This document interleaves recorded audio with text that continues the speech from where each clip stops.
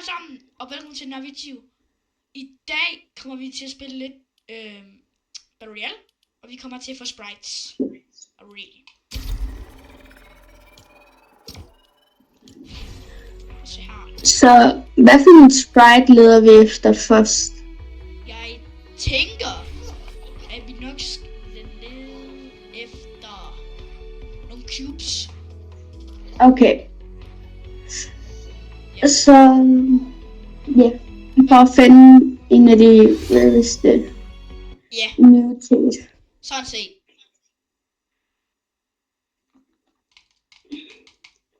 Vi skal tjekke et lobby, om der er nogen, der har en. Ja, det skal vi. Jeg spillede også et game, hvor jeg så en, der havde en Holofy Zero Point. Ui. Og jeg gjorde ham white. Og jeg gjorde ham white, men så nåede han lige en strike ind i den der. Kan ikke finde den. Det er sgu da.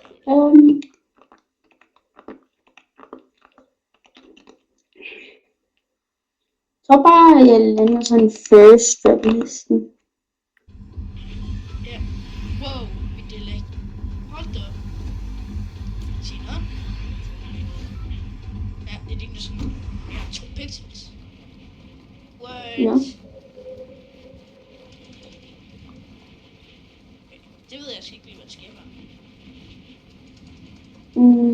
Ja. Sådan her. Okay. Så har jeg droppet mange her nu. Lutter du chest, og så trækker jeg mennesker.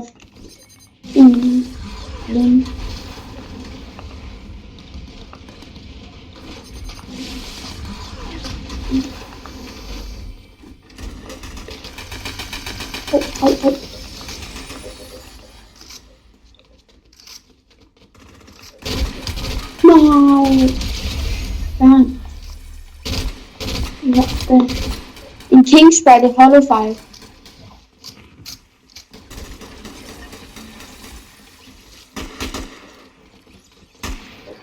Jeg tror han er low. Ikke ham. Han havde et fodboldskin på ham.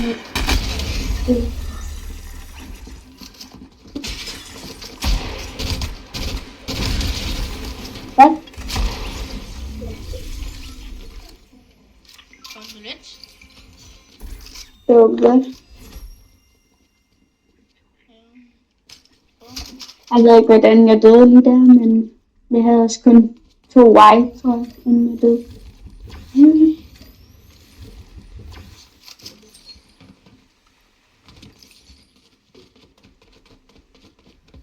Jeg tror, hans teammate stadig er et sted.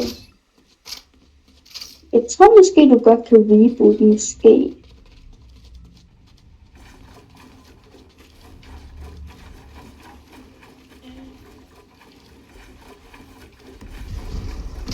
Hvad kom? Der er 2. Har det 3? Ved hvad de havde? Det her game, det gik ikke så godt. Ja. Vi gør en næste game. Så håber jeg, det går bedre. Ja. Ja. Så er de op igen. Jeg håber, vi får en Grim eller en Zero Point. Kan jeg godt forstå. Det er virkelig Eller måske der er en af viewersne, der vil donate. Ja, det kunne være. Så må du gerne glæde at give en. Ja. Det kunne være fedt. Skal vi ikke så lede efter den?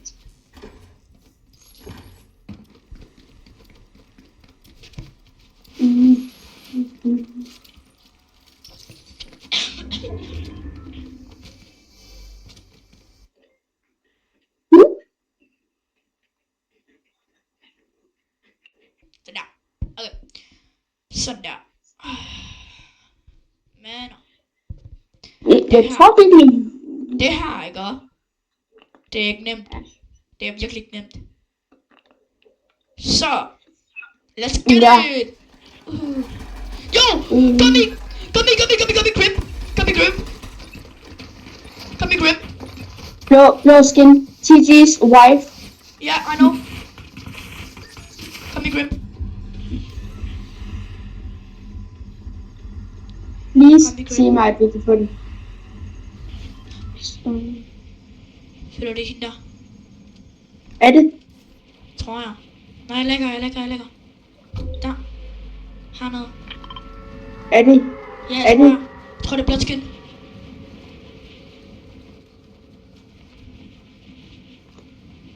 Der er kommet. Det er ikke det der skin. Maybe. Vent. Det er det! Oh my god! Jeg går! Det er det! Holy shit! Undskyld! Oh my god! Martin! Vi. Oh my god! Jeg looter. Hurtigt. De er herinde. Ja.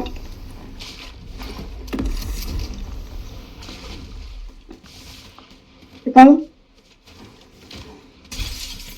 Yep, de er her. Åbner det. Åbner lige en kiste. Den der er sådan.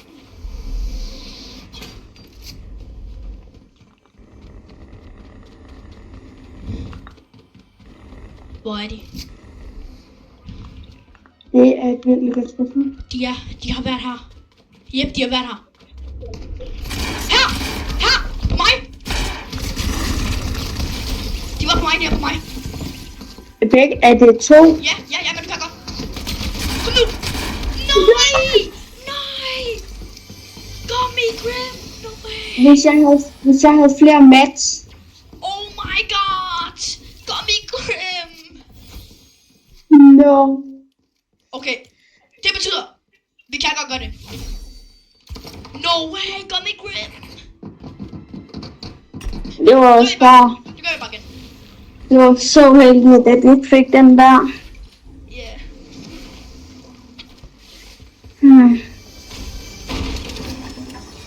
Men det betyder, at vi godt kan få en, fordi vi fandt den. Ja, jeg tror ikke, det er så svært, hvis man... Der er ikke nogen andre, der så hoppe ud, end os.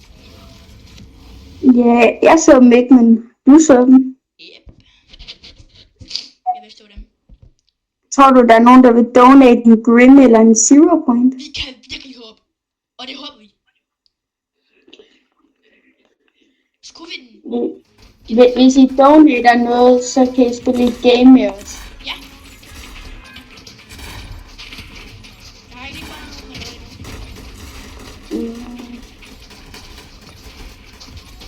noget Der var den. Jeg tror bare, jeg lander der igen. Og de hopper. Så bare jeg lander derovre, så kan jeg bare lede efter mennesker. Jeg tror også, jeg holder fod. Det tror jeg også. Nej, det er en lama. Det er en lama.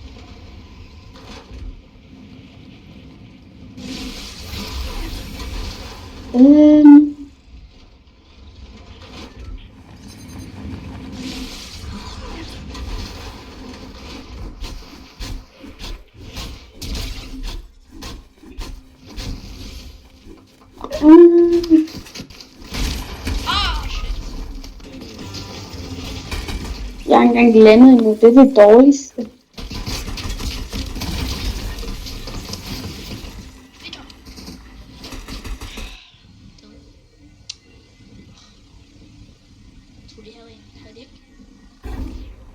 Så vil bare Martin have en clutch. Ja. Oh nej, der er en.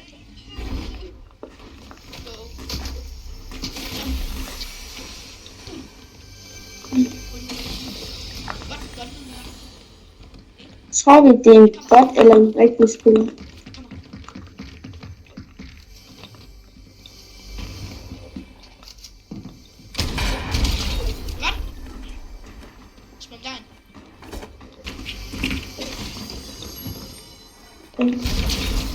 Godt.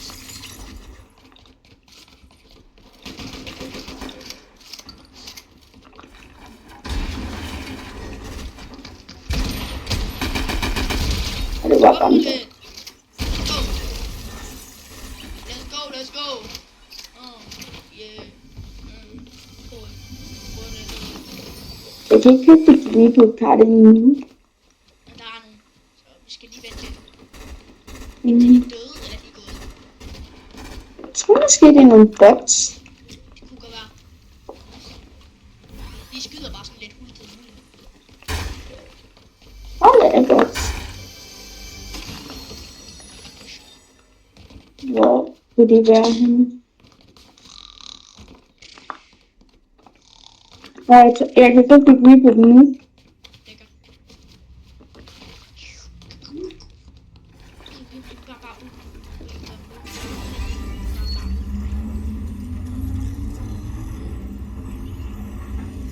Jeg tror, det er en wallkey. Der. Ja, jeg tror, det er en wallkey. Der.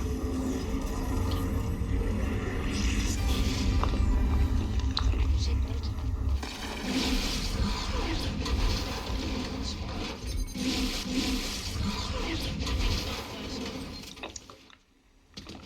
Der er ingen der.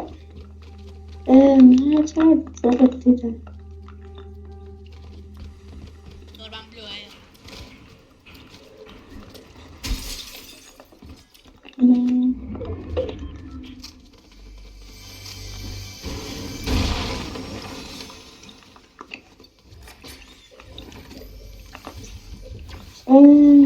Og jeg fik en wallkey, tror jeg. Ja, den er 300 meter. Yep, så er det en wallkey.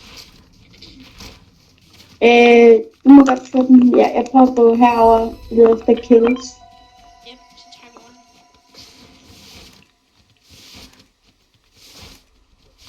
rollen. Så skal jeg godt få fundet et Hvad tror I, vi par. får? Jeg tror, vi får en af en holdfejl. Ja, det tror jeg også, vi gør. Bare en af en holdfejl. Vel? Det ved jeg ikke. Det kunne være alle jo. Jeg håber nok for en holdfejl i Grim. Hvilket vi nok ikke får. Ja, det er Eller en hollow file zero.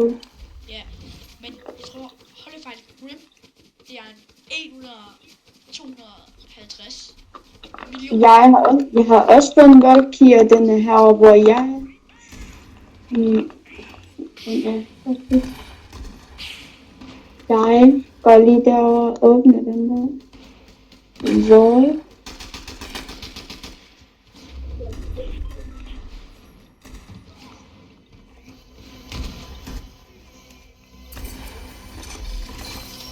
Au, der er nogen, der skudt på mig. Voksen ikke.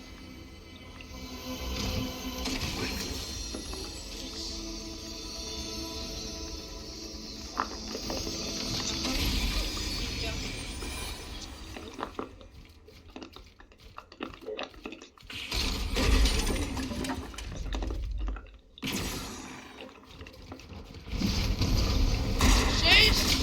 Au! Jeg er så med. Han er spider. Nej! Bro! Au. Han er spider.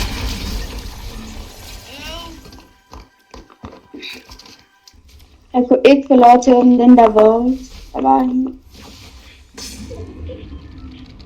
Jeg kan købe dit reboot. Okay, jeg kan gå herover. Det er ikke fordi jeg er dårlig eller noget, men jeg kunne gøre noget. Nå, han er også på PC. Det er måske stærkt. Præcis. Du fik en reboot her. Okay. Men kan du? Hvis ikke.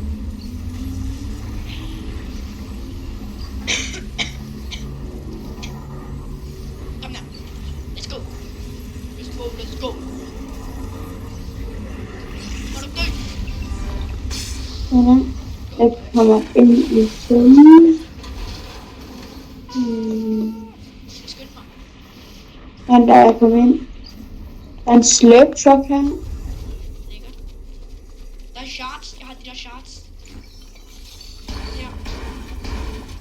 Ja.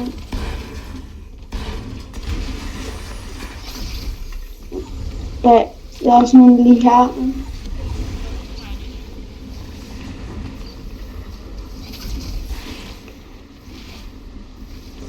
Jeg håber, at vi kan få en net. Okay.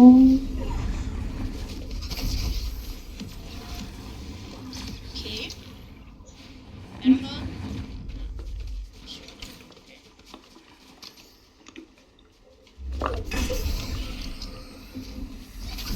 Den der, jeg åbnede din ball. Er der noget godt? Jeg åbnede lidt kisserne. Nej, ikke rigtig sådan noget godt. Men der er den der, hvis du vil have den. Jeg har den med.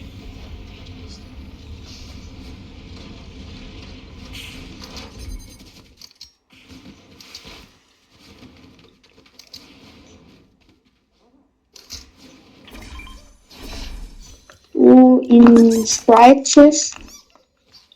Jeg fik en burn peanut. Jeg har allerede fået den i max. Er det nu? Ja, jeg har det med. Det er ham, der Spider-Man igen. Så bare, jeg skal måske løbe her. Hvor meget koster Mibo nu? Koster Mibo det ikke eller? 500. 500? 500. Jeg tror det er 500. Tror jeg også. Der er nogle der. Der er noget. Ja. Kan godt bruge på der lige her. Så er det 500? Jo.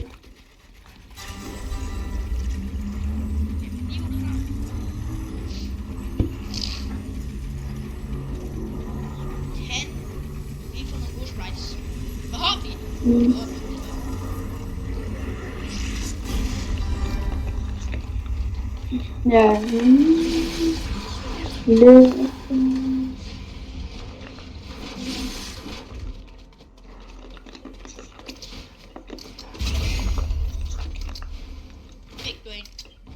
Ja.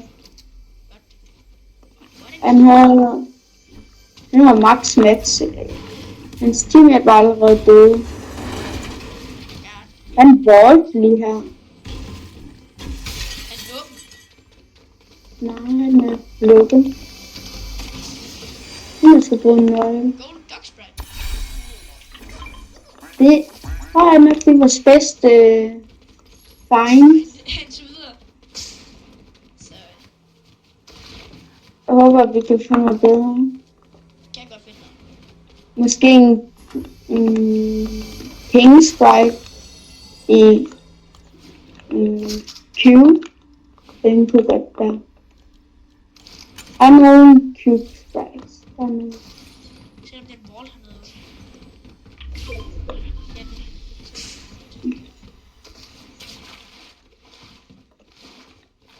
Jeg håber, at vi kan dræbe ham der Spider-Man.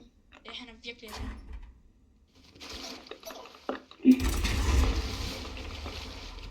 Der er nogen, der kommer. Det er dem. Er det? Tror jeg.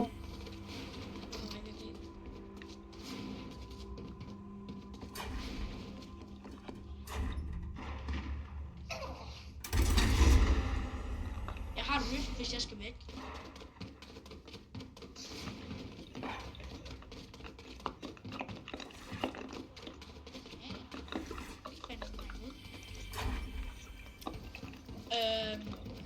Den her, den går bare.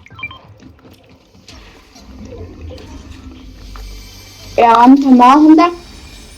Jo, fik lidt Batman. Hvor er I nakket? Det havde han. Han havde en hollow fire. Fire sprite, tror jeg nok. Jeg har en gummy. Har du? Han vil godt dræbe den. Er en her? Nej. Ja.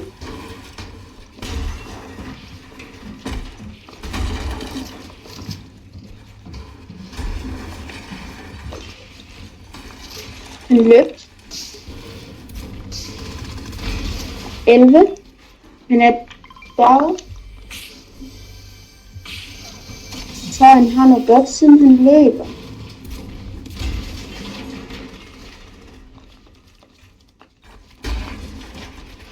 Kan jeg skal tage white?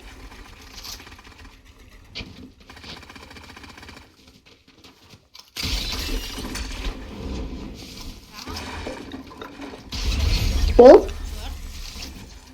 Hvad havde han? Den der shotgun vil jeg godt have. Han havde ikke noget godt, siden han løb. Jeg tror, der måske er en her, på grund af at jeg dræbte hans teammate. Nej, der er stadig noget loot herinde.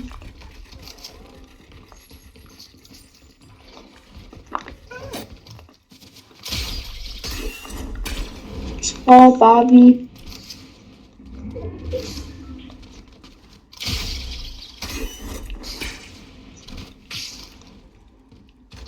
Hvad er det?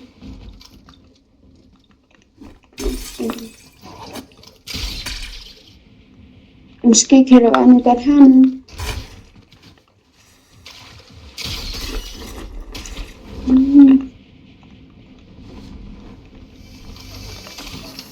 Jeg tror, det var en fire sprite, jeg fik. Ja, en fire sprite, jeg holdt. Det er vores bedste find.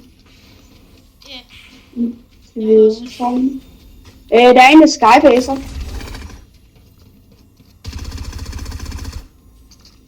Jeg har en SMG. Er det ikke ham deroppe, der skød derfra? Han er ikke noget. Han havde noget. 18.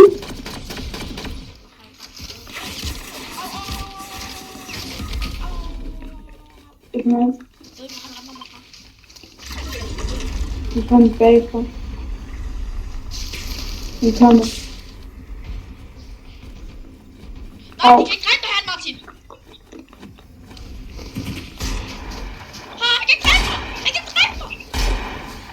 Jeg kan ikke dræbe han. Hey. Hey. What, bro? Hvad er hans problem? Hvorfor gør han sådan noget? Jeg kommer ind. Godt. Han kan ikke gøre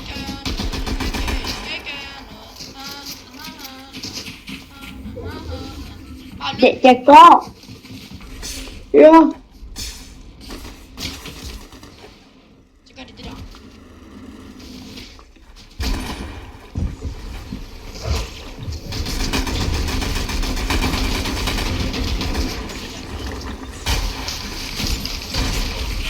Jeg går 111. I jagten der. Ja. Men tak fordi I gang er at se med.